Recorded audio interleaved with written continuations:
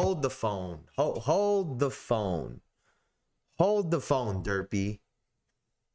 You are a Cleveland fan. You are not one to talk. and I'm a homer. I'm a home team guy. I didn't choose. I did not choose this life. This life chose me, aka my dad. You know, we only follow our dad's teams wherever we live in. Let's talk about the fact Jayson has bad taste in sports teams. Let's talk about the fact that Adam Silver is a terrible commissioner till this day. Loud ass music. Yeah, I'm talking about personality. What are we talking about, bro? What are we talking about? What are we talking about, bro? I know we're not talking about Cleveland. But welcome in, man. Welcome in to another episode of the Jayson Estrera podcast, where we talk about basketball as accurate as possible. Now, the theme of today's show is, what would Luka do? Now, they had a great game between LeBron and Luka in their win against the New Orleans Pelicans last night, but we'll get to that in just a second. Yo, what's good? What's good, Black Canadian? What's good, Darian? Which do you prefer? Which do you prefer? Just so I know. I'm just messing with you. I know. Look, Derby. I bring up Cleveland. Now I'm just messing with you. You see how quickly we start. Oh man. You can't throw stones when you live in a glass house. Can't throw stones when you live in a glass house. What's good, Elijah?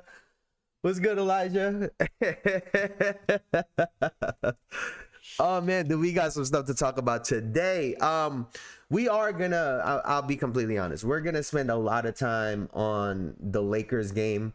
We got a lot of stuff to talk about. But we're gonna start somewhere a little bit different off rip. What's good, Tulip?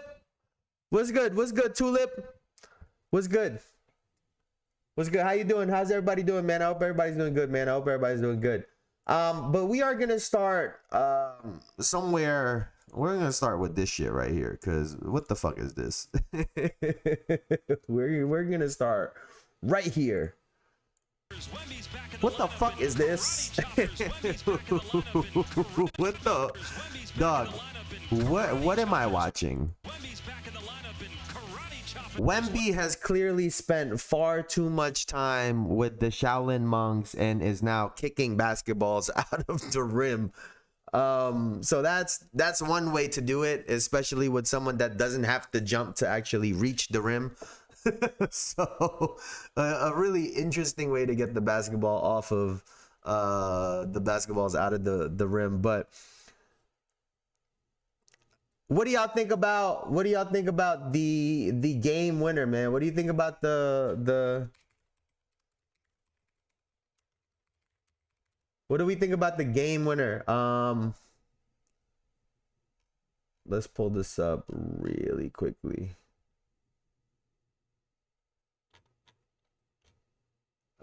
Wait, didn't this motherfucker just hit a game winner last night? What the fuck am I tripping? Let me see. Wait, what the? Oh no, wasn't it a Cam Spencer game winner? I'm blacked out, bro. I'm blacked out. But theme, we never talked about trade to Mavs. They did draft them. Y'all would wait. Hold on. It really wasn't on anyone's bingo cards. Wait, hold on. Elijah, back to that.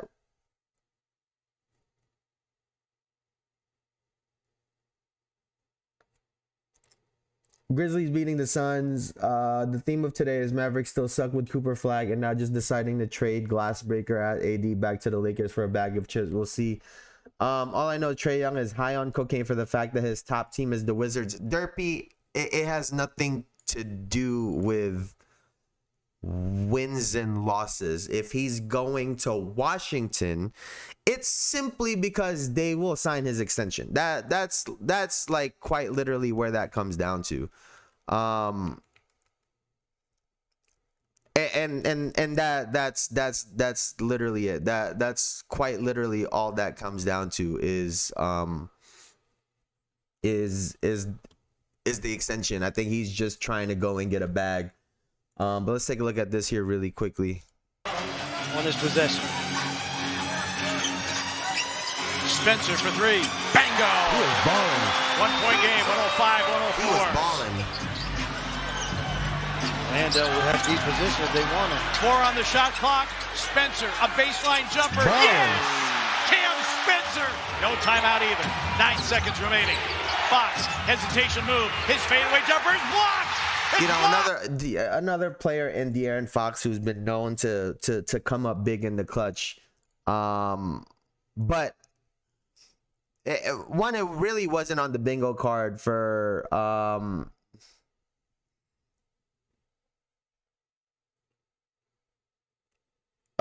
what is this? Kisper ruled out for tonight. It's time. Well, then it's the fact that he will never be remembered for absolutely nothing. I'm done with YouTube, bro. The copyright strike for me for no reason a whole week and a half after an upload. Then I appealed and they immediately with no explanation. I don't make money off it just to make these edits for fun. They take the fun out of it, dog. Yeah, it be like that sometimes, man. It really be like that sometimes. Hey, keep your head up, bro. Keep your head up, especially if you like doing it. RC, what's up, RC? But yeah, that really was a loss that we weren't expecting. It's funny to me because, OKC has had a slide losing to some of these bottom feeding teams. Spurs lose to one of these lower teams and no one really bats an eye. And I think it's really just because of their age and lack of experience, right? Wemby's younger, Castle's young, Harper, Vassell. It's a pretty young team. So I think people have a very high ceiling for them, but expectations come and go. Expectations come and go when it comes to the San Antonio Spurs team. But Cam Spencer, he hooped out 2 big shots to end that game, and none bigger than the fadeaway, too. So you love to see that. I feel like we were talking about it just yesterday. I feel like there's so much talent in the NBA. You almost don't even know where all these players are coming from damn near, but everyone at any given time can pop off. But big win for the Grizz. I've got exams coming up next month, so I'll just focus on that. Won't be on YouTube much. The Spurs will be fine. Great young core and a dang alien. I agree. I think in the end they'll be fine. They're playing with house money this year, right? However far they can go in the playoffs will essentially set the precedent and give them an expectation going into next season, right? And I think that's what this is all about. They want to, if I'm the Spurs, right, you want to get into the playoffs to test the water, right? You want to see how you fare against all of these teams in a 7-game series with all of your young guys, so going into next season what to expect, right? Anthony Edwards gets a lot of shit sometimes for some of the comments that he says, but him talking about knowing what to expect from a deep playoff run, right? Knowing the type of shape that you need to be in to go through a whole season and then play in the playoffs, all of those things matter. And if you're able to experience it and now know what to expect moving forward, that goes a really long way. These losses are going to be a part of it. And like we said yesterday about OKC, it's a long season. You have your ups, you have your downs, and it's really about, how teams come out of it. And if we're being honest, when it comes to making a deep playoff run, It's about peaking at the right time. You don't want to peak in the middle of the season. You want to be playing your best basketball with your guys as healthy as possible going into the playoffs. These games right now, of course, they matter in the grand scheme of things, but you're going to win games, you're going to lose games. It's really just a part of it. OKC, the Spurs is the next big rivalry. I will say, Tulip Plays, I've never seen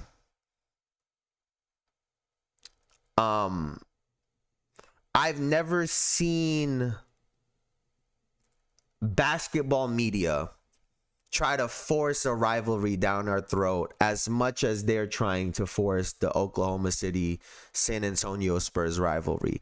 I can kind of see the Wemby Chet rivalry, even though I think right now it's apples to oranges, because one guy is the face of the franchise, basically the number one option on the team and their defensive anchor, and Chet Holmgren is a third option, right? He gets to kind of just go into the fold. And so in that sense, I don't love it. It'd be one thing if Chet was the guy on OKC and they're going head-to-head matchups. But that's just not the case, because at the end of the day, we know that ball is going to Shai Gilgeous-Alexander, Jalen Williams, and then Chet Holmgren, if even that. But, Spurs, again, this is just par for the course, right? This is just par for the course. Now, the other thing that I really, really, really wanted to talk about is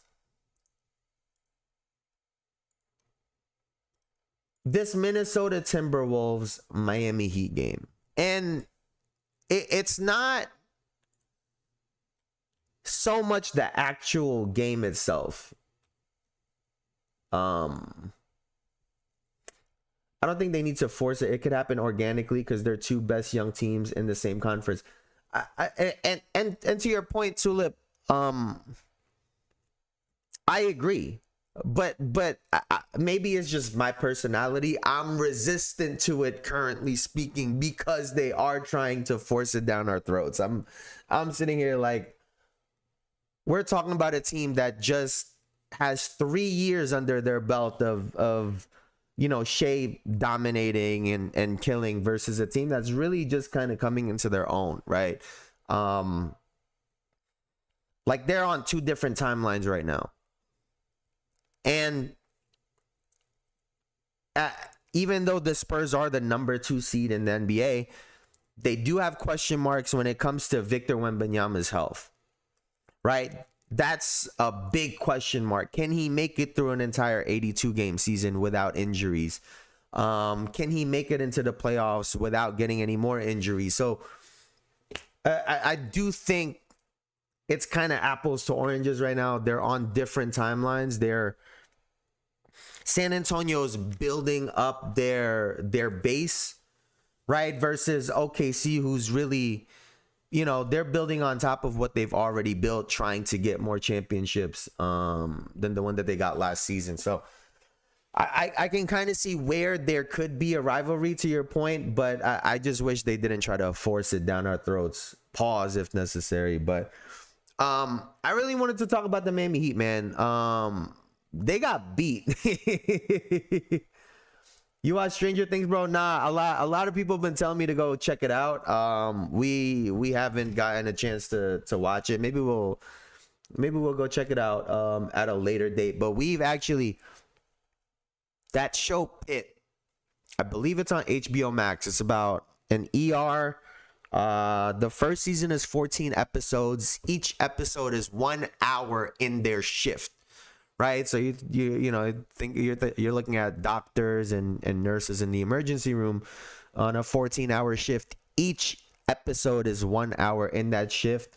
That was phenomenal. Season 1 was phenomenal. We haven't, my girl and I, we haven't binged the show in like sat down and really super binged the show. So That was really fun to watch over the holidays. We really binged the shit out of that show. Don't watch my last edit, then it'll be a spoiler. Bet. I got you.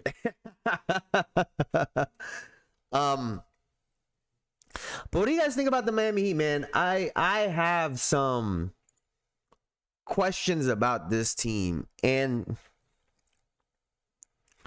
I think that the Minnesota Timberwolves have some question marks, right? Anthony Edwards has been very good. I don't think he's quite at the MVP level where they need him to be to compete for championships year in and year out. I don't think Julius Randle is the answer when it comes to the second option, the second guy next to Anthony Edwards. But you know, they're still a solid basketball team. They got some good players on there. I really want to talk about the Miami Heat, man, because this is the first full season without Jimmy Butler, right? This is the first full season without Jimmy Butler. Tyler Herro has played 7 games, right? They've played 7. He's played 7 out of their 37 games. All of that, you would think, would be a perfect storm for a Bam Adebayo to really rise up and become the player that a lot of people want him to become. But instead, he's sitting...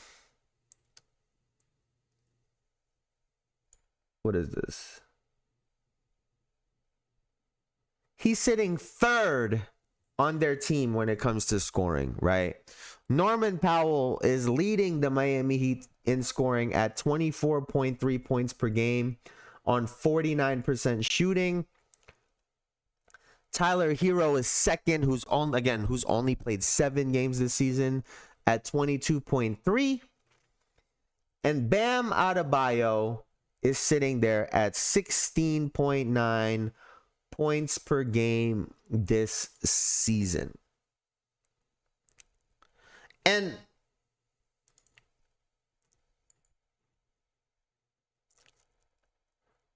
like, if you're Miami, is it time for a rebuild? I know there's some people that were talking about.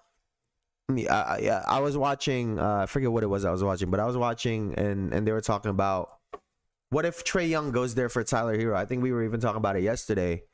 And I do like Trae Young. I think he's a super dynamic player, and maybe he can comfortably put everyone in their place, right? In the sense of Powell could be the second option because he's scoring the basketball, but maybe Trae Young can get a little bit more out of Bam Adebayo. But at what point in time do you just look at this guy and say, like, you had 7 points? Like, you had 7 points. Where else are the Miami Heat gonna get points from? And it's funny because I'm sitting here, my dumbass, thinking, how you go home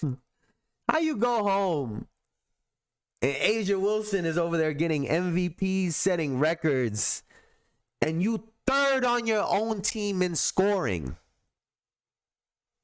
not in the NBA, on your own team in scoring. And genuinely, that's a problem. That's like that is a real problem, that you are 3rd on this team without Jimmy Butler.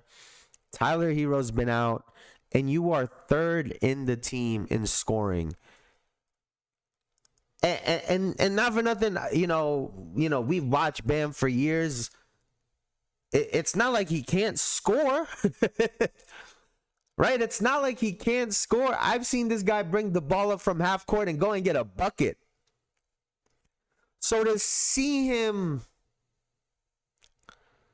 just be so inefficient, at times almost disconnected, maybe he's another player that just needs a change in scenery. Maybe LA needs him.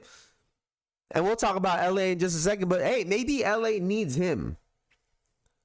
Right? There seems to be a couple players, right? Like Paolo Banchero seems to have taken this fucking year off. Like he's good enough to go and get a dub.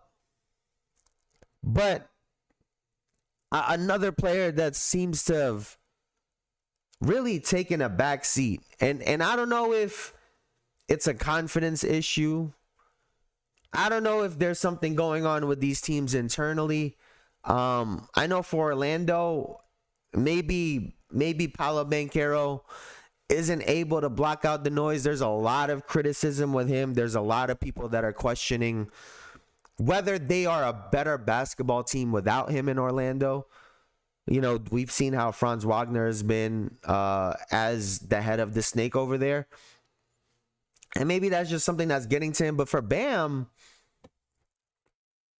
it's a very odd thing. Like I truly don't understand what it is when a player is so talented and skilled. Right? I can't, there's no rhyme or reason for him to be averaging 16.9 points per game. That I just can't understand that for the life of me. I want to take a look. Let's take a look here. So y'all know I'm not making it up. They're 20-17 for 8th in the East. And regular season per game averages 16.9. Tyler Herro's at 22.3, and Norman Powell, who has played 32 games, is averaging 24.3. If we look at the season before,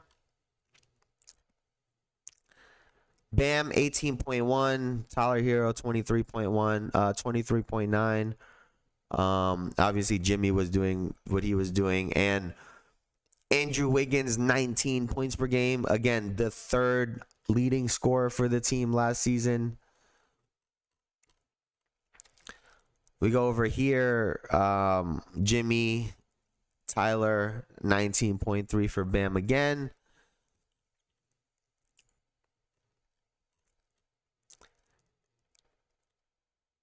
You know, he's been steady in that spot. And not for nothing, maybe it really is just a change of scenery. What's good, Eli? What's good, Eli? So I don't know what's going on over there. In Miami, you know, because to me, I don't know what their conversations are like. As we saw over there, Bam has been in defensive player of the year conversations for multiple years. For me, it's one of those things. All right, if you're not going to go and average 24 for us, go and try to get defensive player of the year. Go and try to get 12, 13 rebounds a game. Like, there's other things that we could do to kind of offset that. But again, it's a very odd thing to see if you're the Miami Heat. Again, we're expecting more out of Bam Adebayo, especially considering 25, 26. You know, at 28 years old, Bam is supposed to be in the middle of his prime right now. Right? He's dealt with what he's had to deal with in and out of these seasons, but again, just not producing the way we would want for him, and I'm sure the way the team would want for him to produce. Now the question to you guys is, how would y'all feel? Right? I'm trying to put myself in Bam's shoes, and this is why he better than me. He better than me. Because there is no way he is comfortably in a relationship with a girl that can sit there and say, "Ah, bust your ass." Hey, I know AJ Wilson in there chirping at him. Or even if she's super respectful of him and what he does. But what if they're fighting? What if they're fighting and she just, you average 16.9, motherfucker. Yo, what would you do? What would you do if they in a little argument in the kitchen? You the third option, motherfucker. You're not even in the playoffs, bitch. Hey, he better than me. He better than me, because I wouldn't be able to do that. Oh, hell no. Y'all doing the same thing? She the best shit ever. She's the best shit ever over there in the W. And he over here, the third option on his basketball team. Like, shit. You know, every argument just goes to the court with the 21 to settle who does the dishes of. But like that's the funny part though. Like I'm sure I know she was talking shit to Josh Hart. I don't know. I don't know her. And maybe her confidence really is off the charts and she really thinks she can beat an NBA player. But I would like to think that she gives a little bit more respect to her boyfriend, to her man, right? But like realistically, you know, when y'all fight and you say some out of pocket shit that maybe you don't mean or you don't intend to say, or maybe some that they've thought, but like what, like genuinely speaking, like what do you do in that situation? You're not even the first option on your team. You averaging 16, motherfucker. I'm setting records.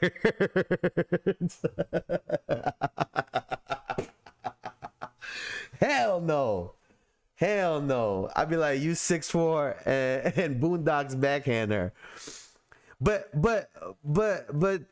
Darian, that don't change the fact that he the third option. That don't change shit. That's the funny part. It don't change shit. So, hey man, I don't know what's up with Miami. What do y'all think about this though? Because I'm watching DeAndre Ayton, man. I'm watching DeAndre Ayton in LA. And there's a lot of talk about offense over there. Right? There's a lot of conversations about offense over there. And I'm looking at it like, hey, DeAndre Ayton, I get that you're not no defensive stopper. I get that you're not no lockdown defender. That's just not what he's known for. She about to be on the bench.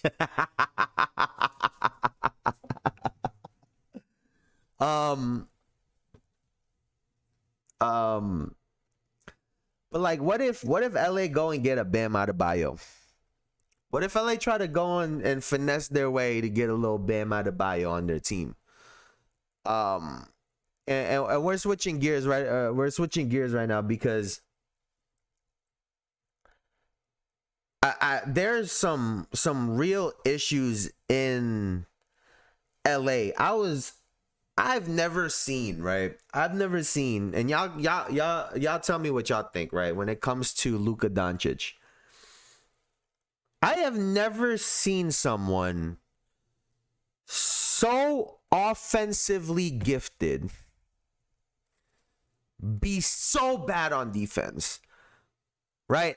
I think that a lot of us thought during the James Harden run, right? A lot of us thought, at least I thought, it don't get worse than this, right? It don't get worse than James Harden when it comes to the disparity between his offense and his defense. And then here comes Luka Doncic. It said, watch this. He said, hold my beer, James. Hey, you play no defense, I play less. And then go on the other side and do some of the most unbelievable shit that we have ever seen in this league. Like, it truly blows my mind watching Luka Doncic and the Los Angeles Lakers, who they won last night. I mean, they won the game. Shit. Some of the passes that this guy Luka was making, the shots he fucking around out there. Like I'm so convinced that he just be trying shit, and he makes moves where, like, he made people look stupid, like how he looks on defense, right? He genuinely makes guys look stupid on defense, and then he goes down the court and then looks stupid himself on defense. It's a real conundrum. Maybe that's our word of the day. It's a real conundrum, and I've never seen anything like it. I've never seen someone be so disengaged at times when it comes to, well, you know, when it comes to defense, and it's just, it's truly it's fascinating. It really is fascinating when you see things like this, right? For a player that averages, I don't want to get this. Let's take a look at Luka's averages actually really quickly, because like none of this shit really makes sense. 7.9 rebounds, right? 7.9, 8.2. Like, this guy is no slouch when it comes to rebounding the basketball. And the fact that we get plays like this, to me, is just, I can't believe it. 8 on the clock now. Wait, was it this one? Yes, he does. Gotta go. Jose knows. Like, he is not even, I mean, neither of them. This is on both of them. But Luka, obviously, we expect more out of Luka Doncic. He is not even looking for a body. And back up.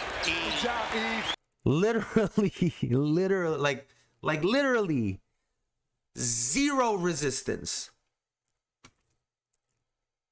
Zero resistance out of Luka Doncic. This wasn't another one, I don't think, right? He goes downhill and all the way to the cup. Yeah, I mean, I guess that's trying for. I guess that's trying. Like, I don't know what else to call that. But then he goes on. Where is this? Where's the alley-oop?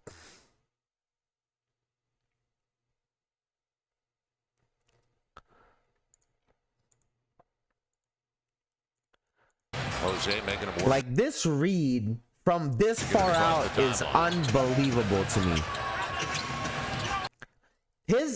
And I think this is what pisses a lot of people off, right?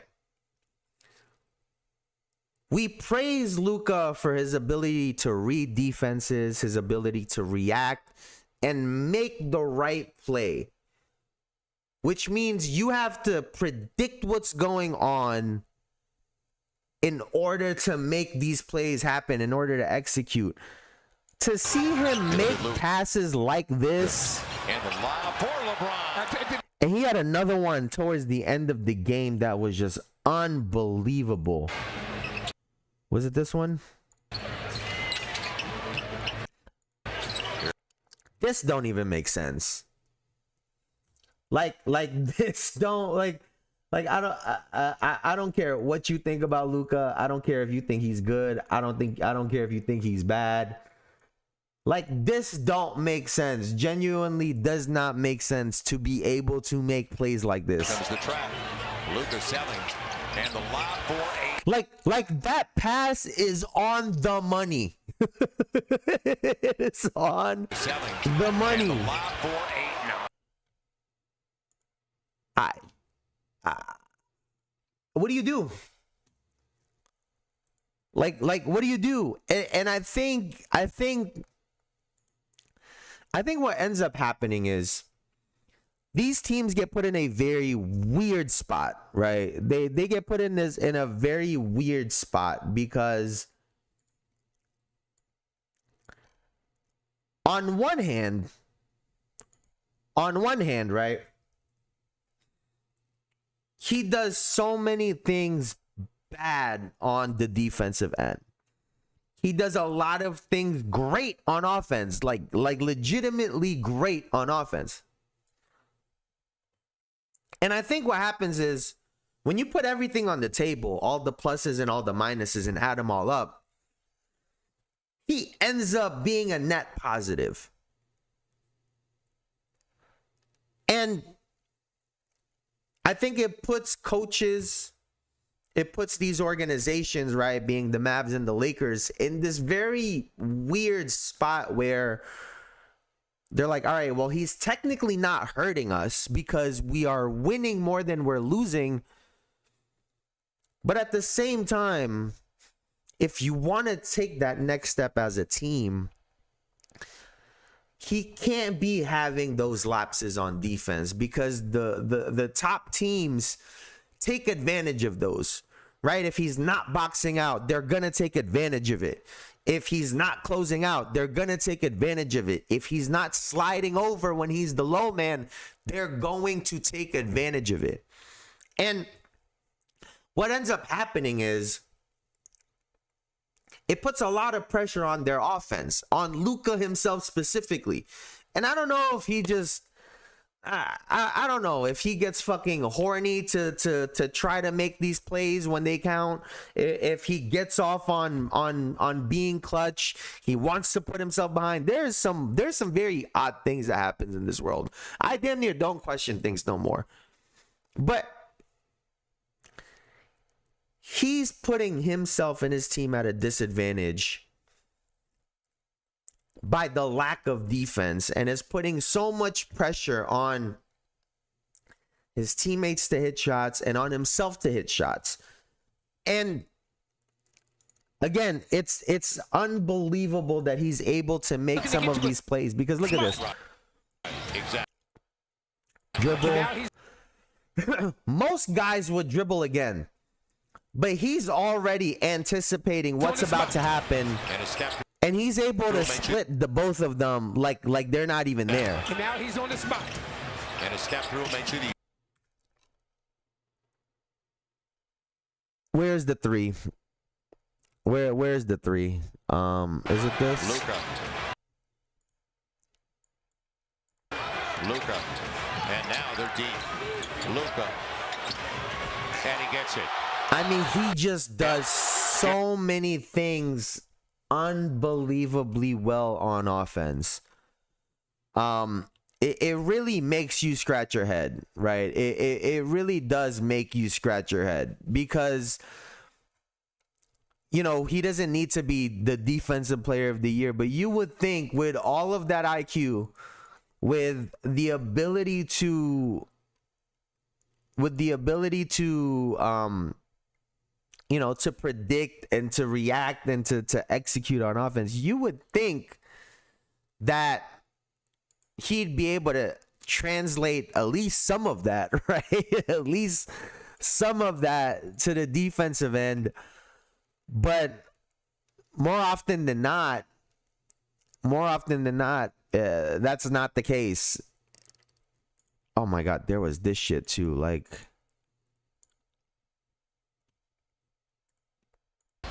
Micah Peavy about to check into the game. Nifty move behind his back and a layup. like he makes people look like cones for real. Like these guys that are infinitely more athletic than him, faster, strong, whatever you want to call it. He makes everyone look like a cone on offense, and then runs to the other side and is a literal cone on defense. I have never seen anything like this.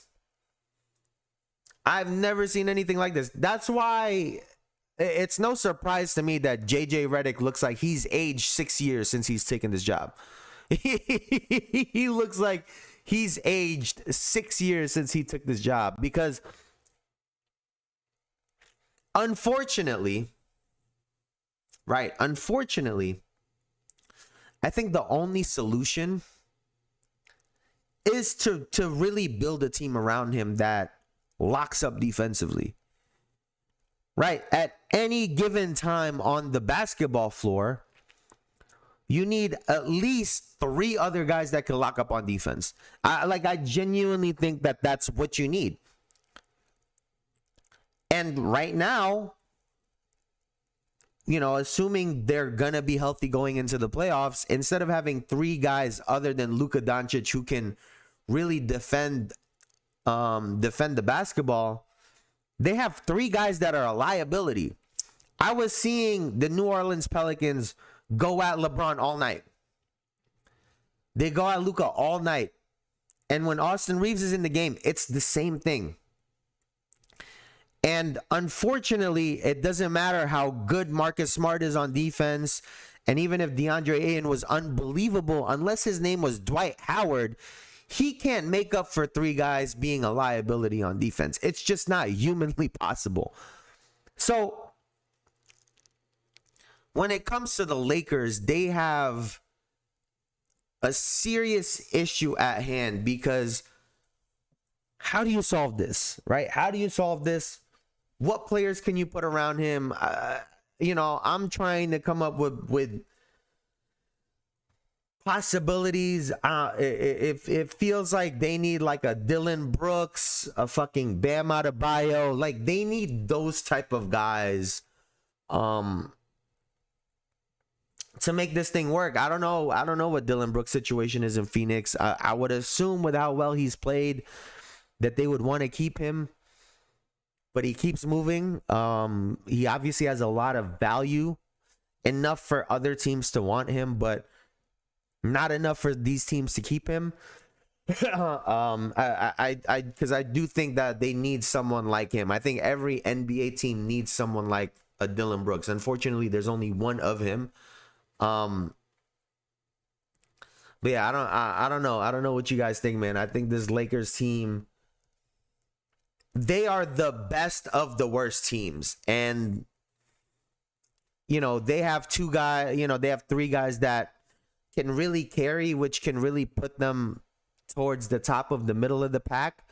But I really think when it comes down to it, that they're really going to struggle in the playoffs, especially when Luka and Austin Reaves are going to get a lot less of those calls that they want to and that they try to get. And I think that's just the bottom line when it comes to the Lakers, and that's just the reality of their situation. So what do you do, man? I think, what do they say? Insanity is doing the same thing, expecting a different outcome. I think at this point, expecting or looking for Luka to be this guy defensively that they can count on, that's starting to become insanity to me, right? Expecting Luka to somehow turn the corner and become this defensive player that they can count on, I think that's insanity. And I'm watching DeAndre Ayton. I don't know about y'all. This guy, he goes up soft with the basketball on the offensive end. Defensively, he's just never been that guy. I don't know what they're gonna do. These guys look fried, man. These guys look fried. I'm not gonna lie to you. These guys look fried. And again, I don't know what they could do in order to counteract that outside of revamping their whole roster. Now moving forward, right? If their plan is to have Luka with AR again, they're going to need 3 lockdown defenders, right? They're gonna need 3 lockdown defenders on the floor at all times if you're gonna have a Austin Reaves with a Luka Doncic, because these guys are literally watching the other team play offense, and then they run on the other side to go play offense themselves. So, again, I'm at a loss for words, man. I don't know what they're going to do with these guys, man. I truly do not know. Oh, my God.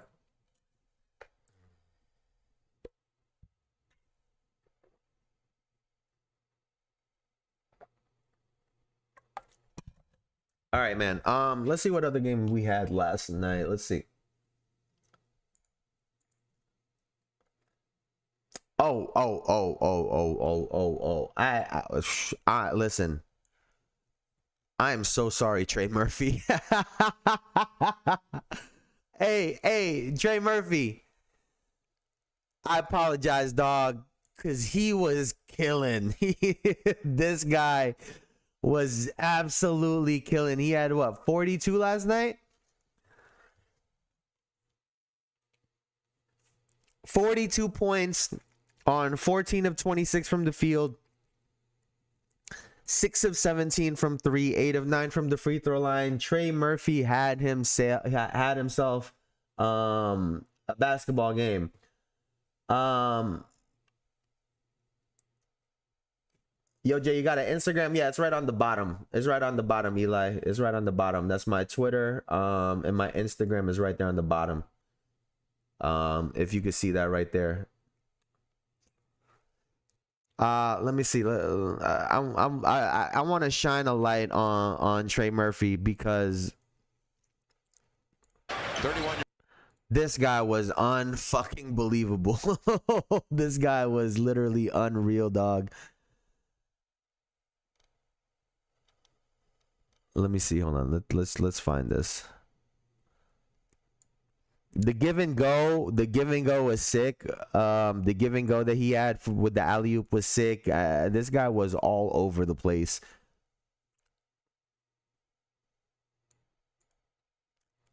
Let's just look at this stretch right here, dog. Let's just look at this. This guy is unbelievable. Because they have been good. Trying to look for Trey on one side. Trey, deep three. Got it! Unbelievable. Trey, the hot hand. Goes away from the pick.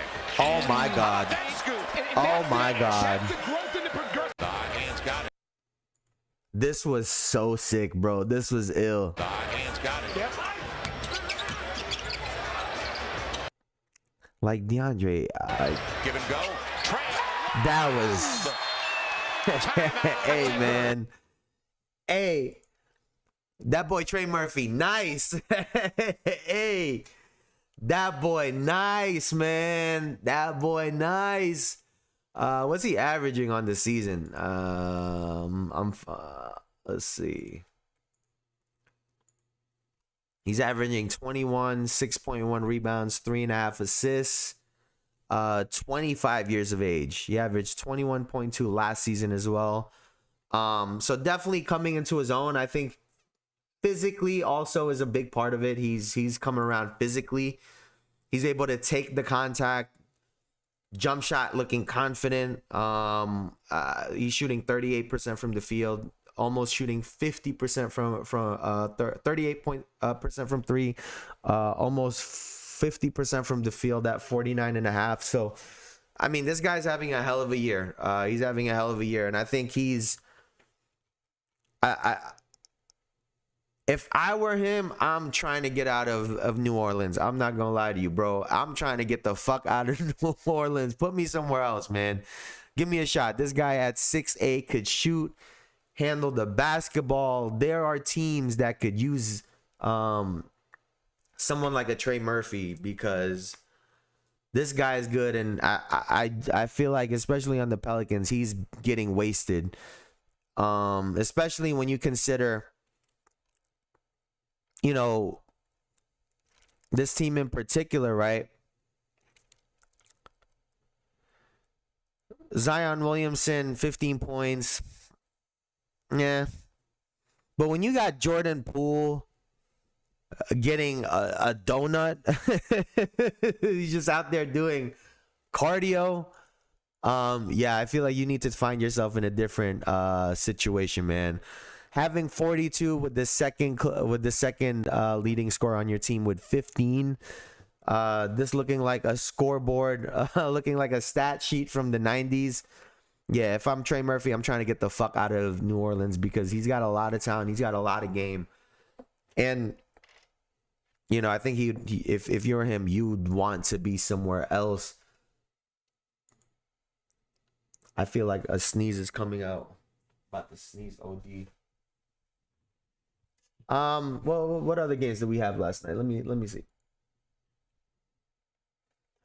Garland last night was finally looking like the Darius Garland that we all know, right? 29-2-6. They beat the Indiana Pacers, which is again, it's just one of those things.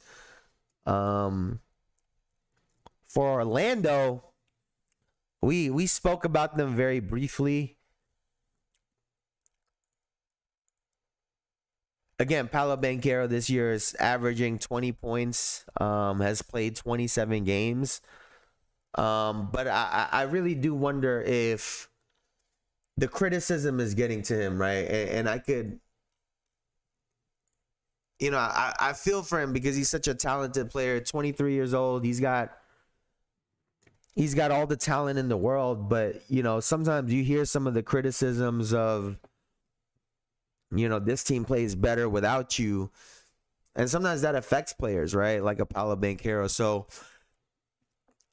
I really think, and this is just me personally, I would want to stick it out with both of those guys because you have two dynamic wing players that are a matchup nightmare. They're both big wing players in Banchero and Franz Wagner, but if you're Orlando, I'm sure some people in that front office are side-eyeing and saying, "Hey, maybe we gotta trade. Maybe we gotta trade one of them." I don't think that those guys have a preference or a decision quite yet. But if you are management, I'm sure someone in that management group is looking at the team, looking at some of the things going on and saying, hey man, I think we might have to go and make a trade to try to compete because we have players that are very good, but it's just not meshing the way that they wanted to, especially when they're all on the floor together, right? It's not, it becomes one of those situations. So if you're Orlando, genuinely, what do? I think Desmond Bane was a great addition. I think he's someone that complements both guys very well. So if you wanted to come off one of those two players, I think it's a lot easier now because you have a Desmond Bane on that team. Anthony Black is coming into his own. Maybe you want to get off of Jalen Suggs and get a different point guard on that team. There's a lot of different directions that they could go to, but some really big questions that they got to answer in Orlando, because again, 20-17, they're not the team that they were expecting to be. Injuries are still a part of it, but again, I'm really curious what's going to happen to that team moving forward. Sacramento Kings are still ass. Sacramento Kings are still ass. Yo, before I get up out of here, man, I'm about to get out of here in a second. My dad is texting me.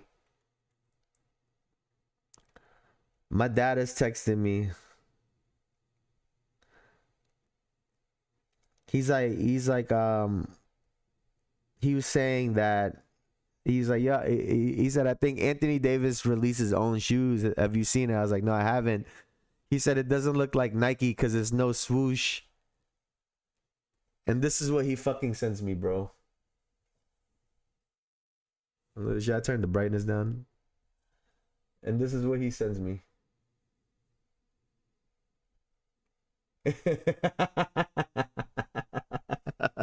That's what my dad sends me.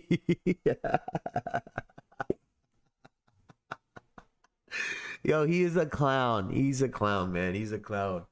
But I mean, I would say this was a quick episode, but we've covered pretty much the hour.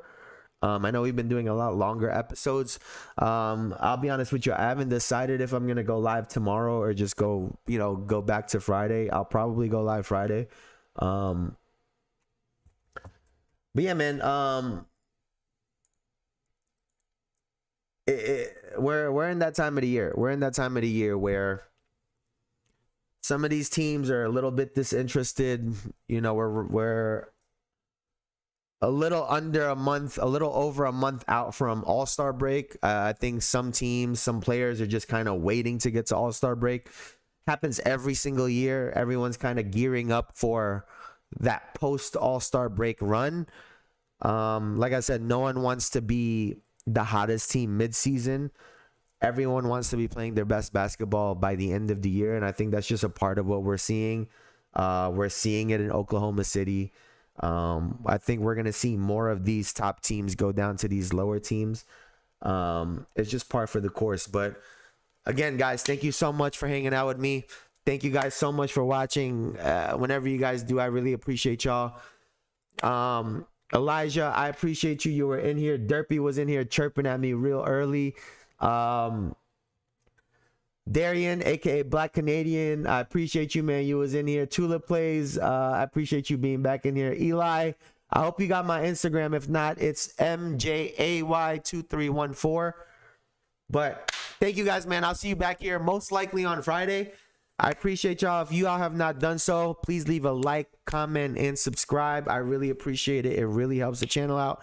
But thank you guys, man. I really appreciate y'all. Y'all could have been anywhere on the internet, but y'all were here with me, and I appreciate you for that. So thank you so much. I'll see y'all back here most likely on Friday. You have a great rest of y'all day, man.